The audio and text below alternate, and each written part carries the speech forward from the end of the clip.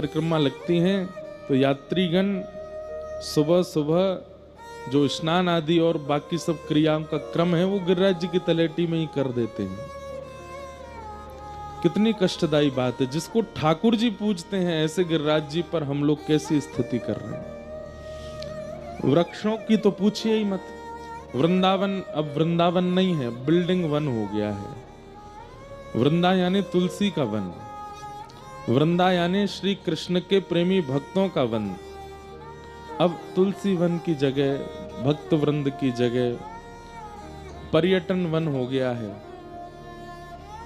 Building one हो गया है वृंदावन, हाईटेक वन हो गया है वृंदावन। वृंदावन में वन नहीं बचे। गिरिराज जी की स्थिति हमने खराब कर दी।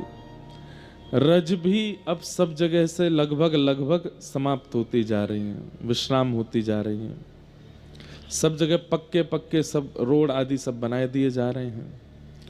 और श्री यमुना जी में तो आचमन ही नहीं कर सकते आप। यदि आपने आचमन किया तो आपको घनघोर पीलिया की बीमारी हो जाएगी या कोई और रोग लग जाएगा। क्यों? यमुना जी है ही नहीं, यमुना जी है ही नहीं। यमुना नगर आपके हरियाणा के बाद यमुना जी का स्वरूप नहीं है। फिर हम लोग सब लोग जो व्रजवासी हैं ये दिल्ली के लोगों का चरणामृत पी रहे हैं वृंदावन में।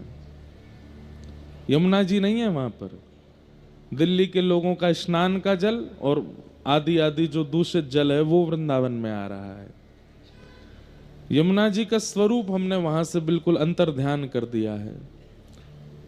हम ज्यादा कथा के अलावा कोई और बात करते नहीं कथा में, लेकिन अब लगता है कि युवा इतने सुनते हैं, इतनी हमारी बात मानते हैं, हमारी कथा का पालन करते हैं, तो इस बात का पालन करें। हम सब मिलकर के ठाकुर जी से नहीं, अब सरकार से प्रार्थना करें कि वृंदावन में यमुना जी लाइए। कृष्ण जन्मभूमि आ जाएगी, पहले यमुना जी का आना आवश्यक है। राम जन्मभूमि बनी है अयोध्या में, वहां सरजू जी का जल, मैं अभी गया था, रोज 2-3 बार स्नान करने गया, इतना सुंदर पवित्र जल। सरजू जी हैं इसलिए रामलला आ गए। काशी में गंगा जी हैं इसलिए विश्वनाथ प्रभु आ गए। लेकिन वृंदावन में यमुना जी नहीं आई हैं। हम लोग इन्हें सामान्य नदी क्यों मान रहे हैं? पटरानी हैं। ये ठाकुर जी की स्वरूप शक्ति है। मथुरा में जब ठाकुर जी का जन्म हुआ सबसे पहले